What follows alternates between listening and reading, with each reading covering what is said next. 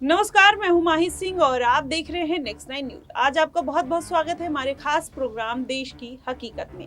आज बात करने वाले हैं अरविंद केजरीवाल की, जो लगातार सुर्खियों में बने हुए हैं। एक दिल्ली का मुख्यमंत्री, सिटिंग मुख्यमंत्री, लेकिन जेल में बंद है। ऐसे में लोकसभा चुनाव चल रहे हैं। ऐसे में 2 चरण के लोकसभा चुनाव हो चुके हैं, तीसरे की तैयारी जोरों शोरों पर है।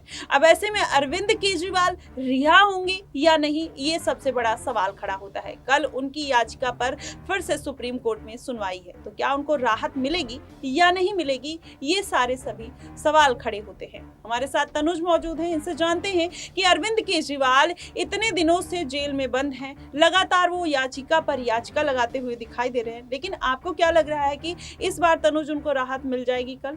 देखिए, बिल्कुल अगर अरविंद केजरीवाल पूरे जो प्रोटोकॉल्स होते हैं सुप्रीम कोर्ट के और जो भी राउज एवेन्यू कोर्ट हो, हाई कोर्ट हो, जितने भी प्रोटोकॉल्स होते हैं उनको वो पूरी तरह से फॉलो करते नजर आए हैं और जेल में भी किसी तरह की कोई हरकत देखिए आम आदमी पार्टी की तरफ से नहीं करी गई है। भले ही दिल्ली के अंदर प्रदर्शन जरूर करे गए, तिहाड़ जेल के बाहर प्रदर्शन जरूर करे गए, लेकिन हर चीज का एक कायदा था, हर चीज को बिल्कुल कायदे के साथ किया गया। अगर उन सब चीजों को देखा जाए तो अब अरविंद केजरीवाल को देखिए जल्द हिरासत कल उनकी कल खत्म हो सकती है और उनको वो रिहा हो सकते हैं। अब फैसला इस चीज पर आना है कि अरविंद केजरीवाल की जो गिरफ्तारी ईडी ने करी है वो सही है या गलत है। इस पर कल देखिए सुप्रीम कोर्ट अपना फैसला सुनाने वाला है। मैं आपको बता दूं, हाई कोर्ट से अरविंद केजरीवाल को पहले झटका लग गया था। माही हाई कोर्ट ने उनकी जो गिरफ्तारी थी उसको बिल्कुल ठीक बताया था। अरविंद केजरीवाल जो अपने दाव पेच में थोड़े से फंसते नजर आ रहे हैं, वो सिर्फ इसलिए आ रहे हैं क्योंकि हर बार ईडी ये दलील देता है कि जब हमने इनको 7 समन जारी करे थे तो ये हमारे सामने पेश क्यों नहीं हुए। आखिर जब इनको बार बार हम बुला रहे थे तो पेश होने के लिए क्यों नहीं आते थे, हर बार हमको चैलेंज किया करते थे।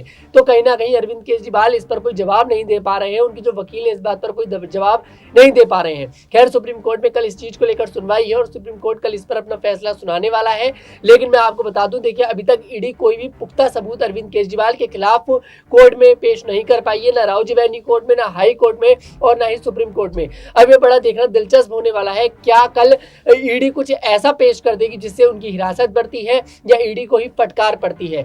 कल इस बात का फैसला होने वाला है, सुप्रीम कोर्ट अपना फैसला सुनाने वाला है। जी बिल्कुल, अरविंद केजरीवाल के ऊपर कल फैसला आ जाएगा, लेकिन उनकी याचिका फिर से खारिज हो जाएगी। जैसे आप बात कर लीजिए मनीष सिसोदिया की, 7 बार उन्होंने याचिका डाली है अलग अलग कोर्ट में। अब उन्होंने सुप्रीम कोर्ट का नहीं, हाई कोर्ट का रुख किया है। तो ऐसे में अब क्या उनको वहां से राहत मिलेगी या फिर उनकी पार्टी का जो पूरा एक तरीके का समीकरण बनता हुआ दिखाई दे रहा है, वो आने वाले टाइम में क्या लग रहा है तनुज की वो अलग तरीके की राजनीति करते हुए नजर आएंगे या अपनी पार्टी को बचाने के लिए कुछ ऐसे चुनावी मैदान खड़े कर सकते हैं? देखिए, बिल्कुल आपने बिल्कुल सही बोला। कहीं ना कहीं अरविंद केजरीवाल को जो ईडी द्वारा जेल भेजा गया है और आम आदमी पार्टी इस तरह के आरोप बीजेपी पर लगाती है कि बीजेपी का ये पूरा खेल रचा हुआ है और बीजेपी के हाथों की कठपुतली बन चुकी है ईडी और सीबीआई। तो कहीं ना कहीं आम आदमी पार्टी के जो मुखिया है अरविंद केजरीवाल, वो अब पोस्टर बॉय बन चुके हैं। आपने अभी हाल ही में सुना होगा कि अरविंदर सिंह लवली जो कांग्रेस के दिल्ली के अध्यक्ष थे, उन्होंने अपने पद से इस्तीफा दे दिया और इस्तीफा देने के बाद उन्होंने यही बोला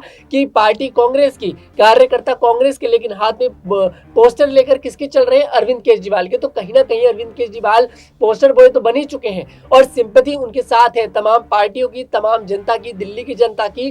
तो अरविंद केजरीवाल की जो राजनीति है वो अब और उभर कर निकल कर सामने आएगी जब वो जेल से रिहा होंगे। उनके अगर देखिए इसमें वो बिल्कुल पूरे साफ साबित होते हैं अरविंद केजरीवाल, उनके ऊपर कोई भी सबूत नहीं दे पाती है ईडी, तो अरविंद केजरीवाल इसमें और स्ट्रांग हो जाएंगे। और जो जनता का भरोसा है, जो शुरुआत से अरविंद केजरीवाल भ्रष्टाचार के खिलाफ देखिए लड़ाई लड़ते आए हैं और आज बताया जाता है कि दिल्ली शराब घोटाले एक बहुत बड़ा भ्रष्टाचार था, उसको लेकर उनको जेल में डाला गया। लेकिन अगर कोई सबूत नहीं निकलते हैं तो इस बात में कोई झूठ नहीं होगा कि अरविंद केजरीवाल बिल्कुल साफ है। बिल्कुल अरविंद केजरीवाल पूरी तरह से साफ है, उनके ऊपर उनके जो आरोप लगे हैं वो झूठे हैं। अगर ईडी इसको साबित नहीं कर पाती है तो अब बड़ा देखने दिलचस्प होने वाला है मुकाबला कि अरविंद केजरीवाल जब जेल से बाहर आएंगे तो किस तरह की राजनीति करेंगे। और मैं आपको बता दूं, अगर माही आगे चलकर अगर इंडिया अलायंस जीत भी जाता है और अरविंद केजरीवाल निकल जाते हैं जेल से, तो अरविंद केजरीवाल का नाम भी ऊपर रखा जा सकता है प्रधानमंत्री पद के लिए। लेकिन आम आदमी पार्टी के लिए अभी घाटा है क्योंकि उनके मुखिया जो पूरी राजनीति रणनीति बना रहे थे 2024 के चुनाव को लेकर, वो पूरी तरह से अब वो जेल में है। तो कैसे बनाई जाएगी? कहीं ना कहीं थोड़ा सा आम आदमी पार्टी को परेशानियों का सामना जरूर करना पड़ रहा है। लेकिन कहते हैं कि भगवान के यहाँ अंधेर है देर नहीं, तो बिल्कुल कोई ऐसी दिक्कत की बात नहीं है। अगर अरविंद केजरीवाल इसमें सही साबित होते हैं तो अरविंद केजरीवाल निकलकर भी बाहर आएंगे और अपनी जनता को संबोधित भी करेंगे और जरूर एक दिन ऊंचे मुकाम तक भी पहुंचेंगे। जी बिल्कुल, जिस तरीके से आम आदमी पार्टी ने अपना दबदबा कायम किया है राजनीति में, वो एक नेशनल पार्टी के रूप में जिस तरीके से तेजी से उभर कर आई है, उतनी किसी पार्टी ने इतनी तेजी से कभी भी वो कोई आयाम नहीं छुआ है। लेकिन अब अरविंद केजरीवाल की पार्टी के नेता, जो बड़े बड़े नेता हैं, वो जेल में है। ऐसे में आम आदमी पार्टी के अस्तित्व के ऊपर बड़ा सवाल तो खड़ा होता ही है। लेकिन अभी जिस तरीके से उन्होंने इंडिया गठबंधन के साथ अलायंस किया है, जैसा कि आपने बताया कि अरविंदर सिंह लवली जब से पार्टी उन्होंने इस्तीफा दिया है, तब से अरविंद केजरीवाल के ऊपर और आरोप लग रहे हैं। आज वहीं कांग्रेस के 2 और विधायक ने उनकी पार्टी कांग्रेस पार्टी का साथ छोड़ दिया, जिसमें आप नसीब सिंह की बात कर लीजिए और जिसमें आप नीरज की बात कर लीजिए। तो ऐसे ये 2 बड़े नाम हैं जो उन्होंने पार्टी छोड़ दिया और केजरीवाल के ऊपर उन्होंने ब्लेम लगाया है कि वो डिक्टेट कर रहे हैं। तो ऐसे में अरविंद केजरीवाल का जो पूरा सियासी समीकरण बन रहा है, वो जेल में बैठकर अपनी पार्टी भी संभाल रहे हैं और कांग्रेस पार्टी भी संभाल रहे हैं। क्या वही अरविंद केजरीवाल जो कुछ दिन पहले पानी पी पी कर कहीं ना कहीं कांग्रेस को कोसा करते थे, शीला दीक्षित की जो योजनाएं हैं उनकी बुराई किया करते थे, राहुल गांधी की बुराई, सोनिया गांधी की बुराई किया करते थे, आज वही अरविंद केजरीवाल कहीं ना कहीं वही कांग्रेस के ऊपर रूल करते हुए नजर आ रहे हैं। तो तनुज, इस बात को आप कैसे देखते हैं? देखिए, अरविंद केजरीवाल जो किया करते थे उस तरह की बातें, जब वो जंतर मंतर पर प्रोटेस्ट किया करते थे, उन्होंने भ्रष्टाचार के खिलाफ लड़ाई लड़ी है और इस बात में कोई दोहराई नहीं है कि जब कांग्रेस की सरकार थी तो भ्रष्टाचार तो कहीं ना कहीं था। लेकिन आज समय ऐसा, देखिए मैं आम आदमी पार्टी की भाषा बताता हूँ क्या है, वो क्या कहते हैं जब उनसे इस तरह के सवाल पूछे जाते हैं। वो कहते हैं कि आज के समय परिस्थिति ऐसी बनी हुई है, लोकतंत्र को बचाने के लिए हमें कुछ ना कुछ इस तरह का करना पड़ेगा, हम सबको एक साथ आना पड़ेगा। ये आम आदमी पार्टी कहती है इस तरह के सवालों पर जब उनसे पूछा जाता है कि आप तो जिस पार्टी पर आरोप लगाया करते थे भ्रष्टाचार का, आज आप उसी के साथ आ गए, तो कहीं ना कहीं आम आदमी पार्टी इस तरह के सवालों में खुद ही गिरती नजर आती है। शायद यही कारण रहा कि अरविंदर सिंह लवली ने कांग्रेस से इस्तीफा दिया। उन्होंने कांग्रेस, माफी चाहूंगा, कांग्रेस से नहीं, अपने पद से इस्तीफा दिया। कांग्रेस का जो दिल्ली अध्यक्ष था, उनके पास जो पद था उससे इस्तीफा दिया। उन्होंने कारण भी ये बताया कि कांग्रेस और आम आदमी पार्टी का गठबंधन वाकई में बड़ा सोचने वाली बात है, क्योंकि देखिए आम आदमी पार्टी ने कांग्रेस की सरकार को हराकर दिल्ली में अपनी सरकार बनाई है ना।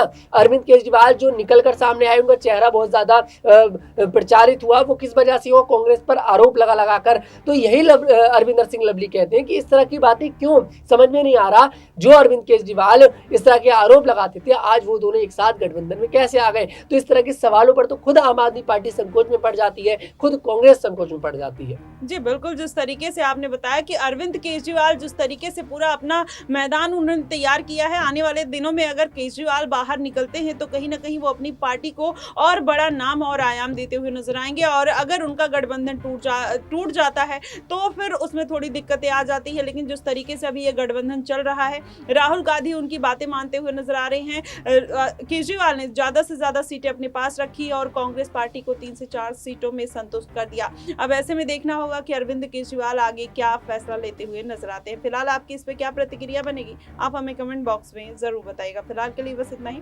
देश और दुनिया की तमाम खबरों के लिए हमारे साथ बने रहिए नेक्स्ट 9 न्यूज पर।